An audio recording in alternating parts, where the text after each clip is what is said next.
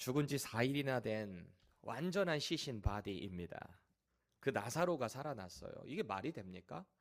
죽어서 막 썩은 데까지 나는 그 시신이 예수님의 나사로야 나오라 라는 그 말씀 한마디에 붕대를 동인 채로 이렇게 나왔어요.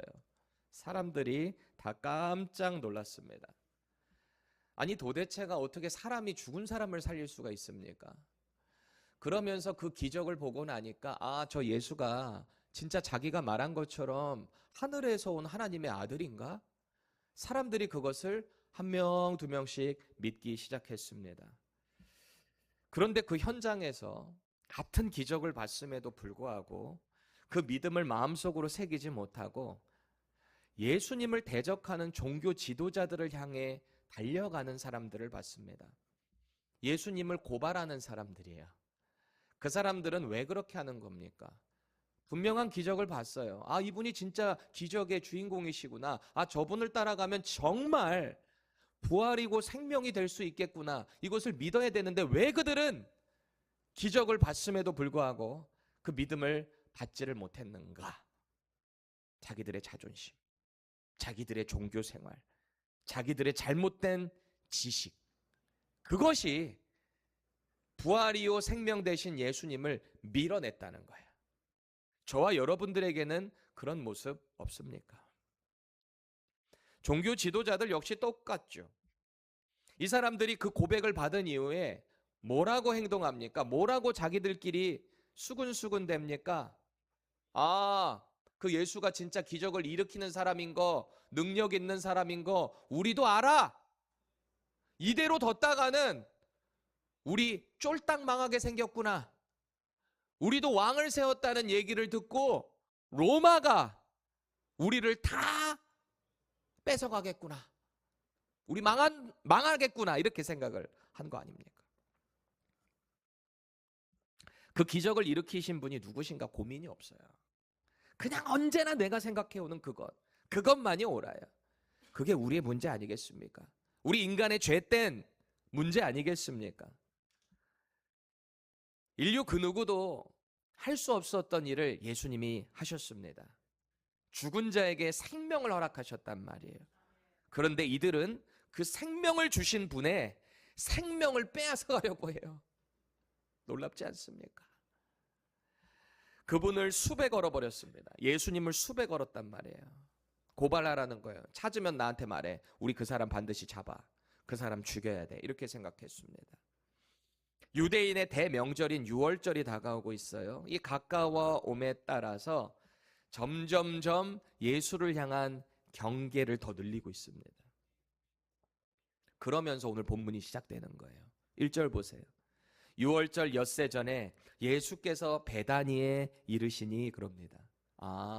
뭔가 시간적 타이밍이 나온다는 것은 이 성경의 저자가 하고자 하는 분명한 의도가 있다 그랬잖아요. 사도 요한이 이 요한복음을 기록하면서 분명한 의도를 드러내는 겁니다. 예수님이 이 땅에 왜 오셨는가? 이 유월절과 예수님이 무슨 관계가 있는가? 유월절이 6일 남았다는 얘기와 지금 이 사건이 무슨 관계가 있는가를 우리는 봐야 한다는 거예요. 예수님은 반드시 유월절에 돌아가셔야 돼요. 왜? 구약의 예언에 따라 예수님은 유월절에 어린 양으로 오셨거든요. 그때 죽으셔야 되는 겁니다. 세상의 죄를 지고 대신 지고 걸어가는 그 어린 양이 되셔서 십자가에 죽으셔야만 당신이 이 땅에 오신 목적을 이루는 것입니다. 그래서 사도 요한이 그걸 드러내고 있는 거예요. 그 유월절, 예수님 돌아가시는 D-Day가 6일 남았다. 긴장되는 타이밍입니다. 그런데 오늘 예수님의 행동이 좀 의아합니다. 여러분 생각해 보세요. 요한복음을 기록할 때 이 크로니컬리 연대기적으로 기록을 하거든요. 우리 지난 시간에 묵상했던 내용 뭐였습니까? 이 종교 지도자들이 예수 잡으려고 한단 말이에요. 죽이려고 한단 말이에요. 그래서 예수님은 그 베다니 지역을 떠나실 수밖에 없었습니다. 예수님은 드러내서 다니실 수가 없었어요. 왜? 잡히시니까. 위험하니까. 그래서 우리 지난 시간에 묵상했던 본문에 보니까 이 예루살렘으로부터 북동쪽에 한 15마일 정도 떨어진 곳, 에브라임이라는 지역으로 몸을 숨기셨어요. 왜냐하면 이곳이 높은 고산지대예요. 그래서 밑에 이 광야도 보이고 이 산간도 보이고 이런 곳이에요. 무슨 말입니까? 몸을 피하기 아주 좋은 곳이라는 거예요. 몸을 피하신 거예요, 제자들과 함께. 그런데 지금 예수님이 다시 오셨어요. 어디로 오셨어요? 베다니. 베다니는 이 산헤드린 공회, 종교 재판 기구가 있는 예루살렘으로부터 남동쪽 약 한 1.7마일 정도밖에 안 떨어진 곳이에요. 무슨 말이에요? 위험한 곳이에요. 잡힐 수 있는 곳이에요. 노출된 곳이에요. 그렇죠? 또 한 가지. 이 베단이라는 지역이 어떤 곳이었어요? 지난 시간에 우리 묵상했잖아요. 나사로 살렸다는 그 사건이 있었던 장소입니다. 나사로 살렸다는 그 기적 때문에 지금 예수님 잡아 죽이려고 하는 거 아니에요? 그런데 그 장소를 다시 돌아간다고요? 이게 얼마나 위험한 행동입니까? 오늘 예수님이 이런 뭔가 무모해 보이는 행동을 제자들과 함께 하고 있다라는 겁니다. 우리는 여기서 퀘스천을 갖게 되는 거예요. 왜 그럼 예수님은 이 위험한 지역, 당신뿐만 아니라 제자들도 다 잡힐 수 있는 이 위험한 곳으로 왜 굳이 또 돌아가셔야만 했는가? 무모하셔서 그런 걸까?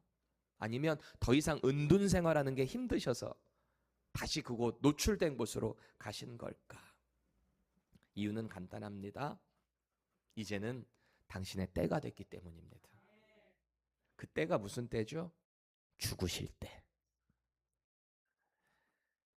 앞서 종교 지도자들이 이렇게 박해하고 잡으려고 할 때 몸은 그럼 왜 숨기신 거예요? 무서워서라고 그랬어요? 아니에요. 당신의 때가 오지 않았기 때문에. 그때는 예수님이 공적인 메시아로서 3년째 사역을 하신 그 해 3, 4월경에 있는 우리 태양력으로 보면 이 6월절에 돌아가셔야만 했기 때문에 그때를 기다리신 거예요. 그래서 몸을 사리신 것뿐입니다. 그래서 오늘 본문이 그 얘기를 하는 거예요. 6월절이 이제 6일 남았다.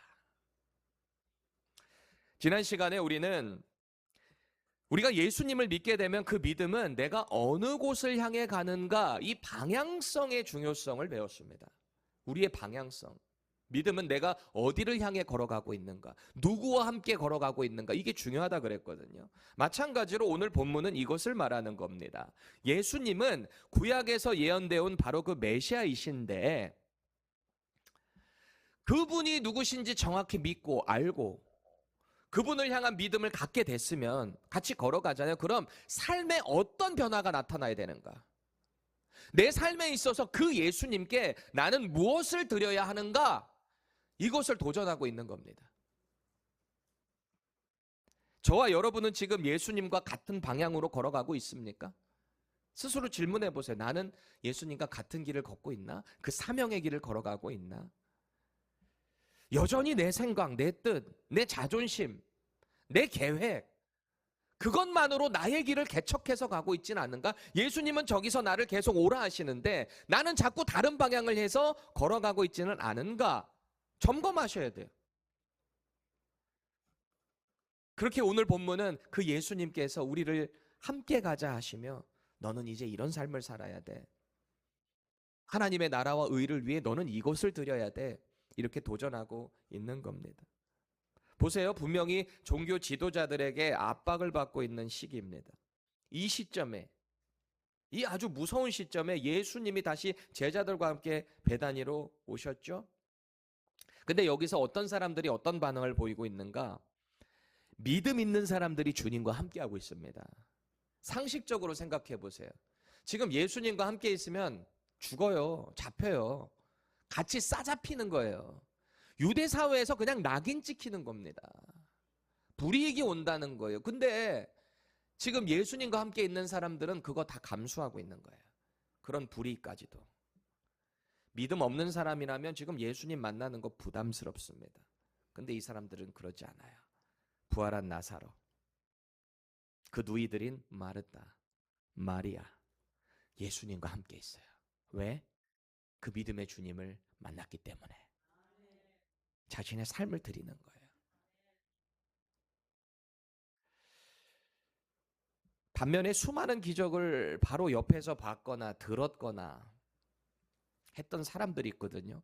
근데 이 사람들은 이 믿음의 방향성도 다를 뿐만 아니라 이상한 짓들을 한다는 겁니다. 그 믿음 앞에서 이상한 짓들.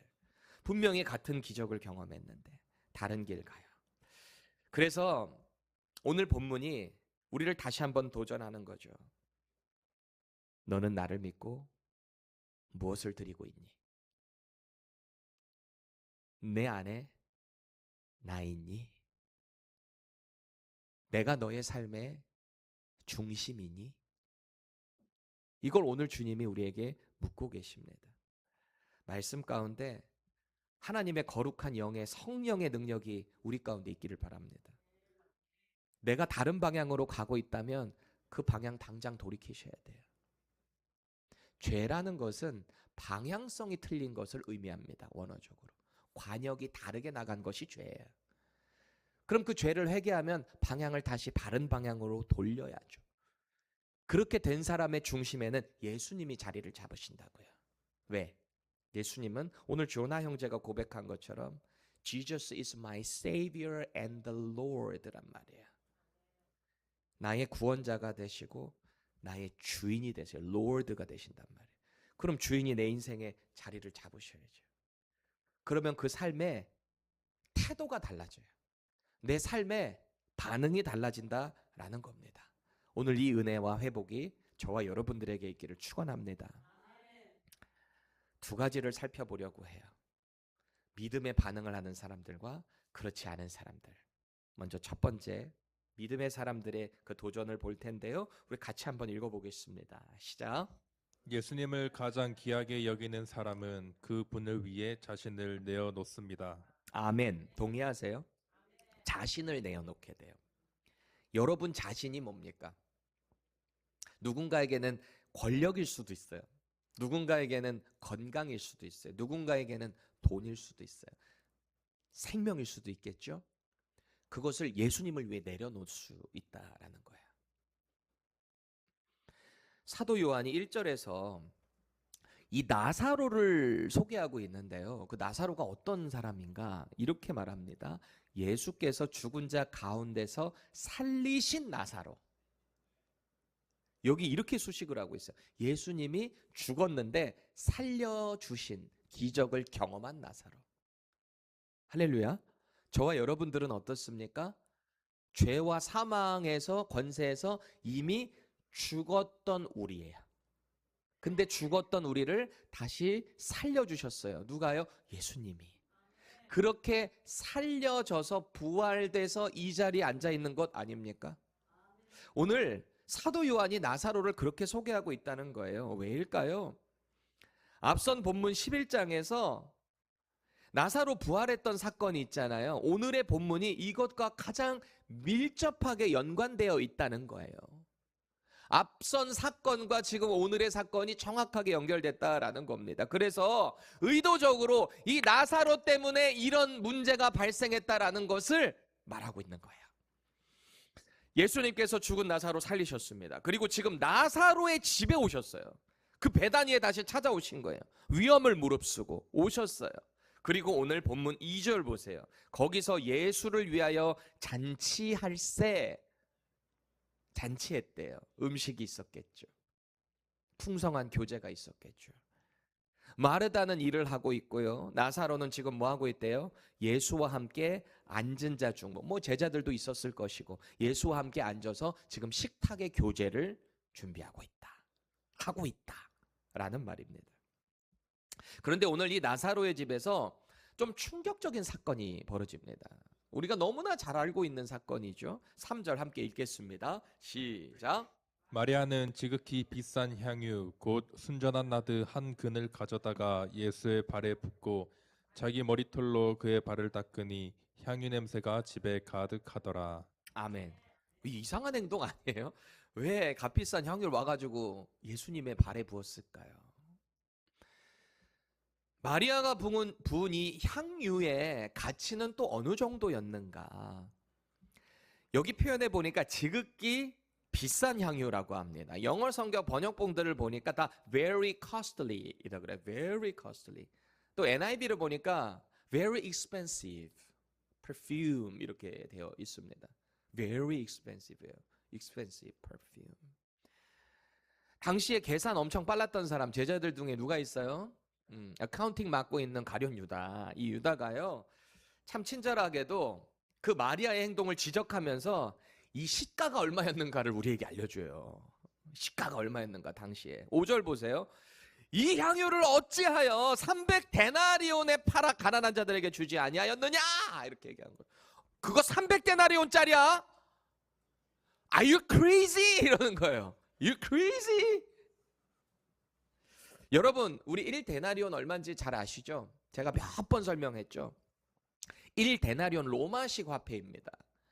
1데나리온이 당시 레이버 하루 열심히 일해서 버는 돈이 1데나리온이에요. 이해하기 쉽게 우리식으로 가져오면 뭐 여러분들 훨씬 더 많이 버시겠지만 하루에 100불이라고 생각하는 거예요. 1데나리온이 100불. 그러면 300데나리온이 얼마예요? 3만 불, $30,000를 부은 거예요. 여러분 뭐라고 하실 거예요? 오, 믿음이 좋은데 이러실 거예요? 아니면 Are you crazy? 이럴 거예요. 장난 아니죠? 3만 불.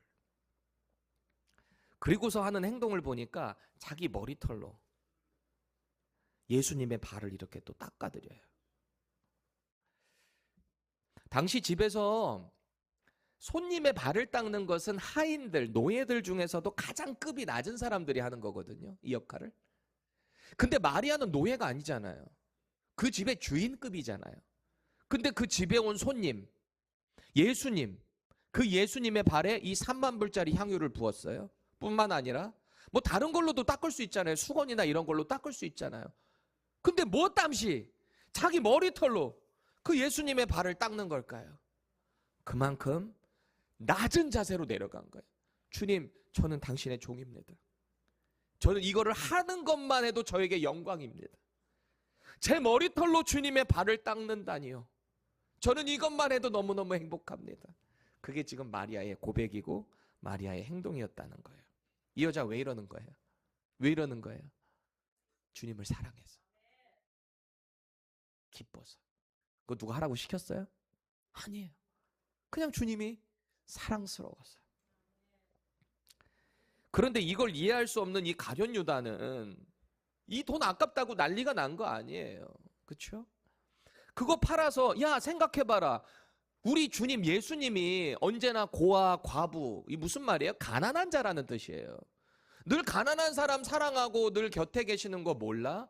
아니 그 비싼 거 팔아가지고 그 사람들 나눠주면 우리 주님이 더 기뻐하실 텐데 너 진짜 왜 그런 행동하는 거야? 지금 이렇게 가르치고 있는 거예요. 지금 주님이 옆에 계시는데. 그렇죠? 그럼 여러분 우리는 이런 생각해 볼 수 있습니다. 그 현장에 있었던 예수님의 제자들 중에 가룟 유다만 이런 생각했을까요? 과연? 우리라면 이런 생각 안 했을까요? 나는 그런 거 못하면서 누가 그런 거 하면은 지적질하는 모습 우리 가운데는 없을까요? 누군가는 하나님의 영광을 위해 자신의 것을 기쁨으로 내어드리는 사람들이 있어요. 이해할 수 없는 비상식적인 그런 행동을 하거든요. 왜? 주님 사랑해서. 그런데 누군가는 왜 쓸데없는 짓 하냐고. 그거 가지고 지적하고 비난하는 사람들이 있다라는 겁니다. 그런데 그거 아세요? 사랑해본 사람만이 진짜 찐 사랑을 할 수 있어요. 그리고 사랑해본 사람만이 사랑하는 사람들을 보고 이해할 수 있어요. 그렇지 않아요? 이 사이가 좋은 부부들, 아주 그냥 늘 뭐 80이 돼서도 이렇게 손잡고 팔짱 끼고 다니는 그런 커플들 보신 적 있어요? 어떤 마음이 드세요?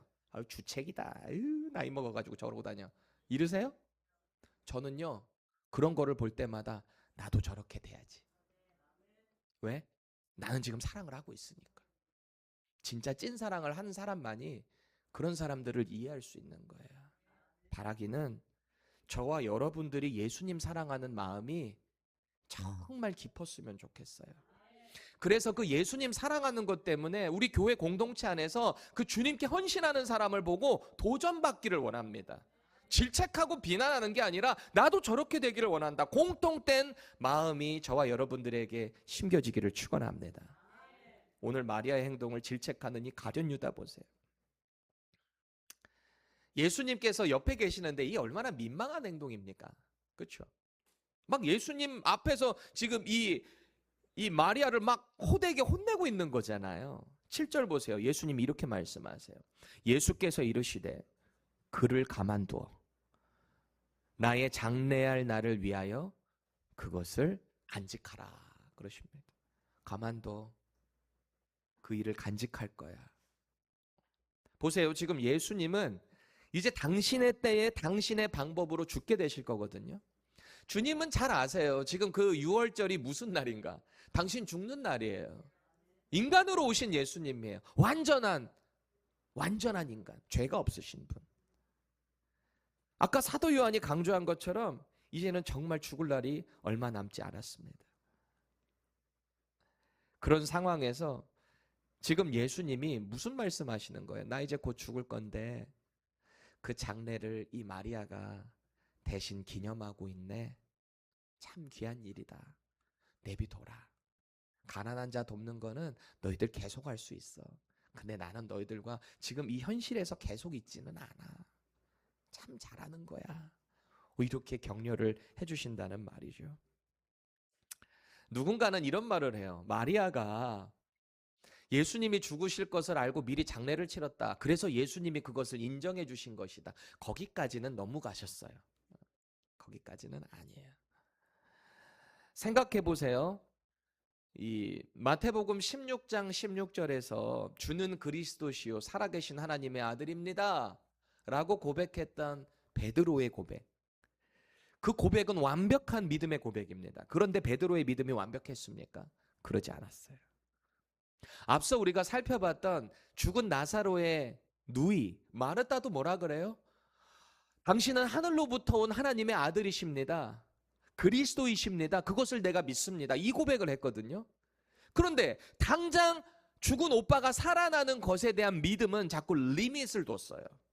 완벽한 믿음은 아니에요. 고백은 완벽한데 그 믿음의 상태는 완벽하지는 않았다는 겁니다. 오늘 마리아도 마찬가지예요. 이 여인이 예수님께 한 행동은 정말 완벽한 믿음의 행위입니다. 예수님께서는 그것을 놀랍게도 장례로 연결을 시키셨어요. 당신의 장례식. 그렇죠. 그것까지 알지는 못해요. 하지만 완전하지는 않지만 그것을 사용하신다는 거예요. 이 믿음을 사용하신다는 거예요. 그래서 언젠가는 그 믿음이 완전해질 수 있는 그때를 주님이 지금 기다리신다는 겁니다. 그래서 3절 하반절을 여러분 한번 주목해 보세요. 향유 냄새가, 그렇게 부어진 향유 냄새가 온 집안에 가득하더라 그럽니다. 온 집안에 냄새가 퍼졌어요. 그렇죠. 비싼 향유인 만큼 냄새가 더 얼마나 좋았겠어요. 퍼퓸이, 그죠? 1차적으로는 모든 그 집안에 있는 사람들이 그 향내를 맡으며 냄새 좋다 이랬을 겁니다. 여러분 생각해 보세요. 예전에, 요새는 막 그렇진 않아요. 예전에는 이렇게 뚜껑 열어서 이렇게 하는 향수들이 있었어요. 구멍이 좀 좁기는 한데, 그렇죠? 근데 여러분이 향수를 하겠다고 뚜껑 열어가지고 이렇게 했는데 잠깐 세워놓는 거야. 잠깐 뭐 하려고. 그럴 때 어린 아이를 둔 그 부모는, 엄마는 어떤 걸 꼭 경험하게 되죠? 꼭 기어가가지고 그거를 톡 쓰러뜨려요. 그러면 향수가 해가지고 쫙 바닥에 쏟아질 거 아니에요. 그럼 그 향내가 얼마나 진동을 해요. 향이 좋다 이러고 있을까요? 아니면 저거 얼마짜린데 이러고 있어요. 여러분 예수님 사랑하세요? 예수님을 사랑하면 이런 행위를 하거든요.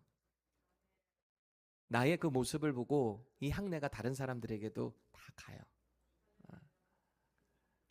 실제적으로도 날 뿐 아니라 내 모습을 통해 내가 가는 곳마다 이런 향내가 난다는 거야. 그러니 오늘 마리아가 이 부은 향유는 그 집에 있는 사람들에게도 분명하게 믿음으로 보여졌어요. 뿐만 아니라 지금 예수님 뭐라 그러세요? 그거 둬라. 그거 기념할 거다. 이제 이 여인이 하는 행동을 볼 때마다 그 향을 사람들은 기억하게 될 거예요. 예수님의 향기가 계속해서 이 여인을 통해서 기념되고 퍼져 갈 겁니다. 저와 여러분들도 마찬가지예요. 우리가 예수님 믿고 하는 행동을 통해서 주변 사람들이 예수님의 향기를 맡아야 돼요. 예수님의 향기가 진동해야 된다는 거예요. 나의 삶을 통해서 말이죠. 내가 크리스천이에요. 그런데 내가 주변 가운데 혹시 여러분들 중에 이런 말 듣는 분 있나요? 너 교회 다녔어? 진짜 몰랐다 야. 예상도 못했다. 아, 너 교회 다녔구나. 정말 충격적이네. 혹시 이렇게 듣는다면 회개하셔야 돼요. 내가 정말 예수님 믿는다는 거, 내가 그렇게 born again 크리스천이 됐다라는 것을 내가 가는 곳마다 사람들은 알아차려야 돼요. 아, 저 사람 뭔가 특별하다. 아, 역시 교회 다니는구나. 이게 그리스도의 향기라는 겁니다. 오늘 이 여인의 모습을 통해 사람들은 그리스도의 그 향기를 맡게 되는 것 아니겠습니까? 오늘 이 나사로 집안에 있는 장면을 머리에 여러분들 그려보세요. 이 상황을. 마르다는 지금 부엌에서 일하고 있어요. 이 사람들 섬기겠다고. 일행이 먹을 예수님을 드릴 그 음식을 준비하고 있습니다.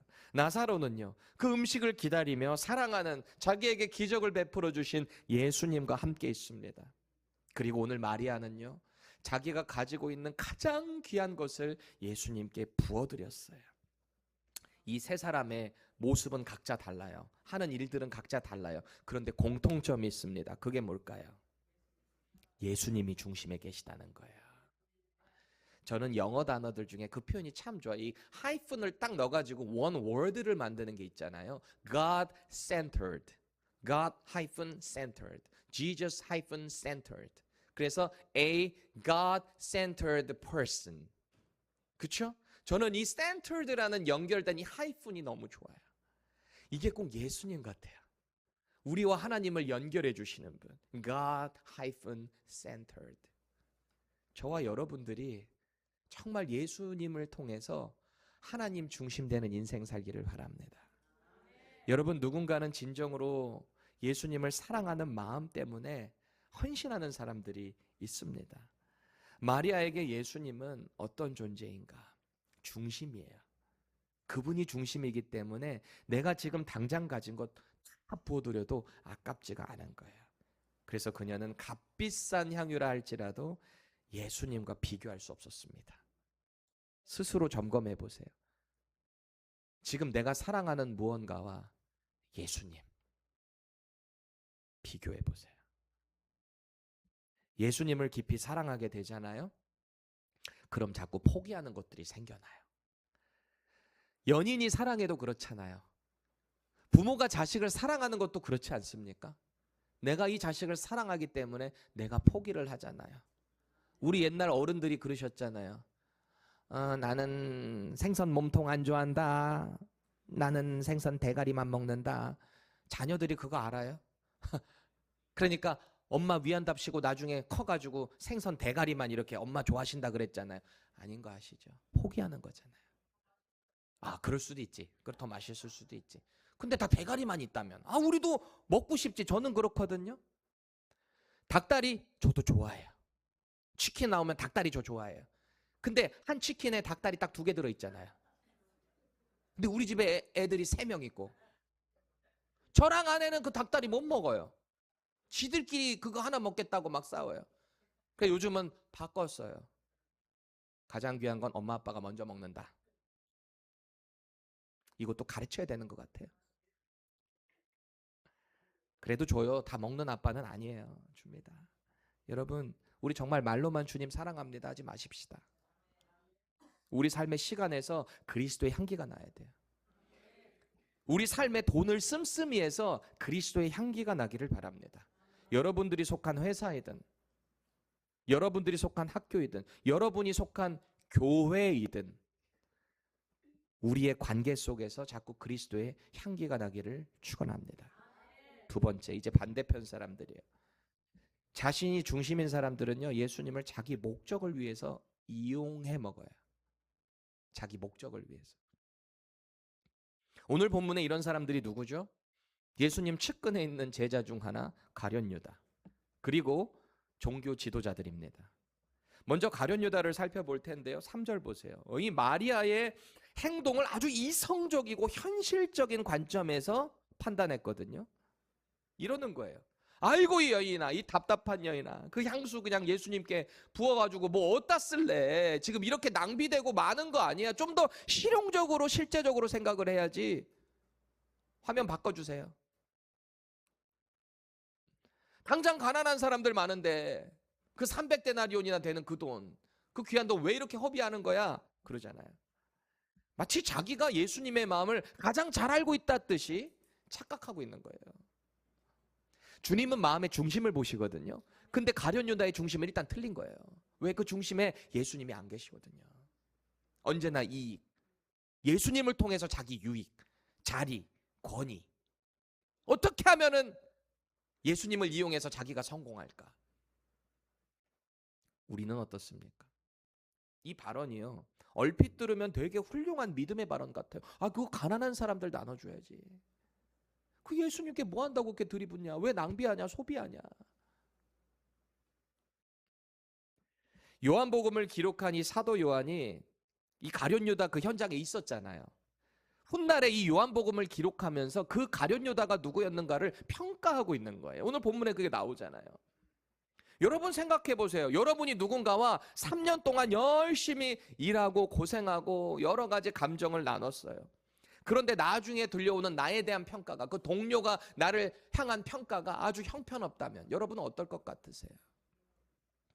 특히 하나님 섬기는 일에 있어서 우리에 대한 평가는 하나님이 하실 겁니다. 그럼에도 불구하고 우리 같은 이 믿음의 동역자들 안에서도 우리는 분명히 평가가 된다는 거예요.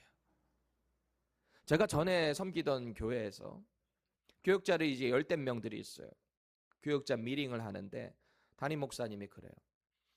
여러분이 언젠가는 담임 목회를 하거나 다른 교회로 가거나 그럴 텐데 그럼 반드시 그 교회에서 연락이 올 겁니다. 여러분들이 어떤 사람이었는지 확인하기 위해. 담임 목사에게 아무래도 제일 잘 오겠죠. 많이 오겠죠. 이 목사님, 이 전도사님 어떤 분이셨어요? 같이 사역할 때 어떠셨어요? 그러니까 우리 전도사님들 잘하십시오. 잘하고 있습니다. 네, 잘하고 있습니다. 저도 알고 있습니다. 그때 이 목사님이 그래요. 여러분이 그 피드백을 위해서 가장 조심하고 무서워야 할 사람은 내가 아니에요. 여러분 옆에 있는 동료입니다. 그래요. 왜? 담임 목사에게는 잘할 수 있어요. 보이지 않는 거 할 수 있어요. 그런데 옆에 있는 사람이 제일 중요해요. 그 옆에 있는 사람한테는 필터링 없이 막 행동할 거 아니에요. 위에만 잘 보이고 옆에를 챙기지 못하는 사람들 분명히 이상해요. 냄새 나요. 저는 지금 옆에 있는 동료를 무서워하라는 말 아니에요. 그 사람한테 뭐 잘 보이려고 하라는 말은 아니에요. 그런데 내가 진심으로 하나님 사랑하고 주님 사랑하는 마음으로 옆 사람을 대하면 그러면 분명히 좋은 피드백이 나올 수밖에 없다라는 겁니다. 오늘 유다의 동료였던 사도 요한이 그를 평가하는데 4절 보세요. 제자 중 하나로서 예수를 잡아줄 가룟 유다가 말하되, 일단 평가는 역사적으로 되고 있는 거예요. 그는 누구예요? 예수를 잡아주는 배신자, betrayer입니다.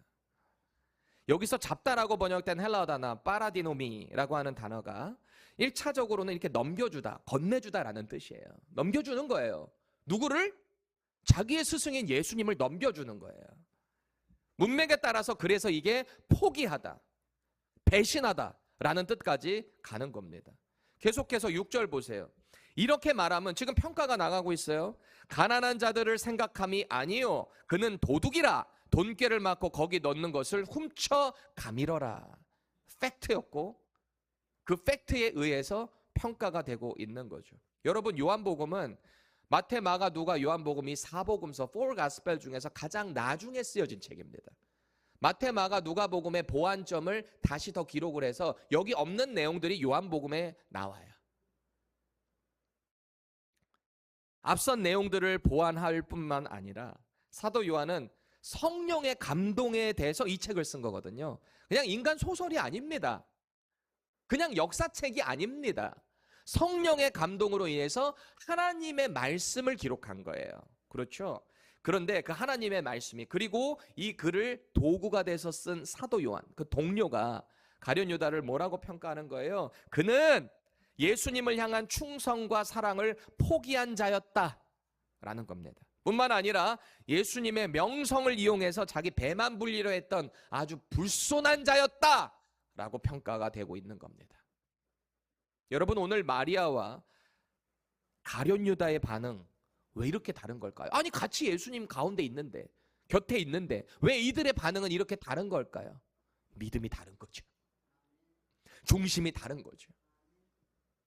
마리아에게 예수님은 향유보다 귀한 분이셨어요. 비교할 수가 없는 분이셨어요. 반면 유다에게는 이 향유가 예수님보다 더 귀하게 느껴졌다라는 겁니다. 그렇죠? 그래서 우리는 이걸 깨닫게 되는 거예요. 이게 결정적인 차이예요. 결국 믿음은 내가 뭘 갖고 있느냐가 중요한 게 아닙니다. 믿음은 내가 무엇을 가장 귀하게 여기는가. 예수님이 돼야 되는 거예요, 우리 안에. 꼭 기억하세요. 불신앙이라는 것은 예수님 믿지 않고 그냥 그를 대적하는 것만이 불신앙이 아닙니다. 예수님을 믿는다고 하면서도, 예수님이 내 안에 주인이시라고 하면서도 언제나 다른 것을 더 귀하게 여기는 것, 그것이 불신앙이에요. 성경은 그걸 우상이라고도 합니다. 여러분들이 예수님보다 더 귀하게 여기는 향유는 뭔가요? 자식인가요? 돈인가요? 명예인가요? 나의 성공인가요? 건강인가요? 나는 예수님을 사랑하는가? 아니면 예수님을 이용하고 있는가? 스스로 분명한 질문이 있어야 합니다. 때때로 예수님을 이용해서 우리는 각자의 성공을 자꾸 추구할 때가 많아요. 저도 목회자들은 다 주님의 부르심을 입어서 온 거잖아요. 저도 여기에 달라스에서 주님의 부르심을 입고 여기에 와서 목회를 하고 있어요. 지금 4년째 하고 있잖아요.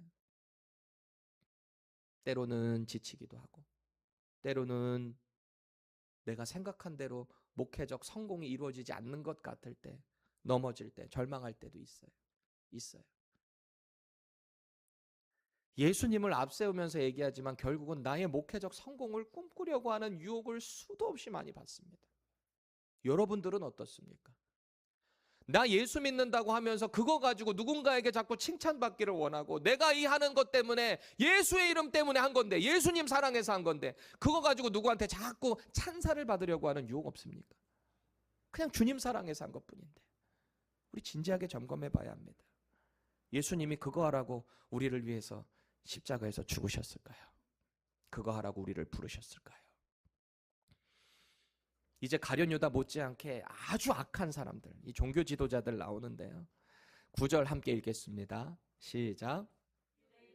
큰 무리가 예수께서 여기 계신 줄을 알고 오니 이는 예수만 보기 위함이 아니요 죽은 자 가운데서 살리신 나사로도 보려 함이로라. 아멘. 예수님이 살리셨잖아요. 기적이잖아요. 그 자체가 미러클이잖아요. 그 예수님을 보려고 올 뿐만 아니라 이 기적의 주인공인 나사로도 보려고 사람들이 막 몰려드는 거야. 여러분들이라면 안 그러겠어요? 여기 어디에 죽은 지 사흘 돼가지고 막 썩는 냄새 났던 사람이 살아났다라고 하면 여러분 그 사람 보러 가지 않겠어요? 궁금해서? 죽었던 사람이 살아나면 어떤 피부를 갖고 있을까? 저도 그게 되게 궁금할 것 같아요. 뭘 궁금해. 그냥 다시 살렸으면 똑같은 사람인 거죠. 사람들이 몰려들어요. 그런데 이 종교 지도자라는 사람들은요, 지난 시간에도 묵상했지만 자기네들 것 지키겠다고 자기 자리, 자기 권력, 자기네들의 종교적 어떤 습관들, 유전, 그거 지키겠다고 예수님 거부했잖아요. 죽이기로 결단했잖아요. 그런데 이제는 그 불똥이 누구까지 튄 거예요? 나사로에게까지 튀어요. 왜? 이미 살아난 나사로의 그 기적을 어떻게 할 수는 없어. 이미 기적이 일어났으니까 그건 못해. 그럼 이들이 할 수 있는 건 뭐예요? 선택지가 죽여버리는 거야. 다시. 와, 무서운 짓을 하는 겁니다. 아주 치졸하고 극단적으로 가요. 내 손으로 하늘을 가리려고 하는 행동을 지금 하고 있단 말이에요.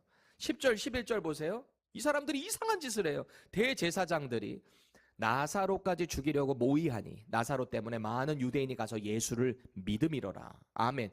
아니 그 나사로 때문에 예수님을 믿게 되면 자기네들도 좀 가서 제대로 고민해보고 왜 이런 기적이 일어났는가, 이 기적을 일으킨 저분은 도대체 누구인가를 고민해봐야지. 왜 예수님도 죽이려고 하고 왜 나사로까지 죽이려고 하냐고요. 왜 이런 이상한 행동을 하냐는 말입니다. 가룟 유다도 대제사장들도 예수님을 대하는 각자의 방법은 달랐어요. 하지만 방향성은 같아요. 예수님을 대적하는 길로 가고 있습니다. 둘 다 예수님을 통해서 자기 유익만 계산할 뿐입니다.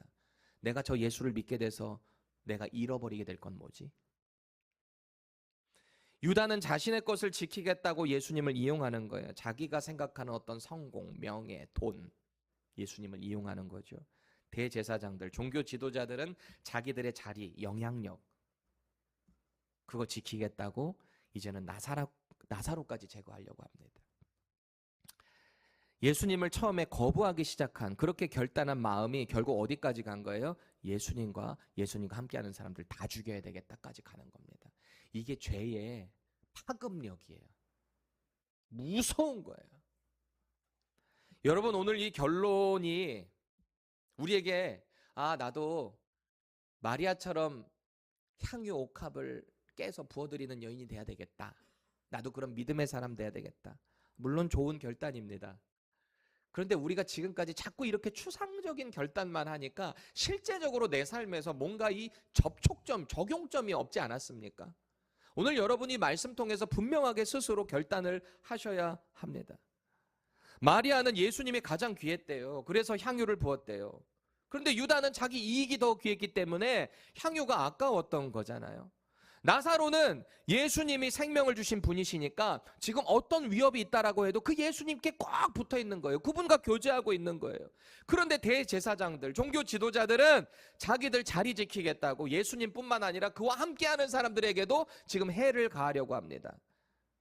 죄의 도구로 쓰이고 있다라는 겁니다. 이 반응의 근본적인 차이가 뭔가? 예수님이 내 삶에 얼마만큼 중요한 분이신가? 여기서 갈라진다는 거예요. 마리아가 깨트린 향유는요, 다시 못 담아요. 이거 부어드릴 때 마리아가 알았을까요? 이거 적당히 부었다가 다시 이제 쓸어 담아야 되겠다. 마리아가 그렇게 생각했을까요? 아니요. 부을 때 이거는 끝났어. 나는 이거 그냥 다 드리는 거야. 기대하지도 않았을 거예요. 주님을 기뻐하니까, 주님을 사랑하니까 말이죠. 예수님께 드린 순간 그건 그냥 예수님의 것이 되는 겁니다. 그렇죠?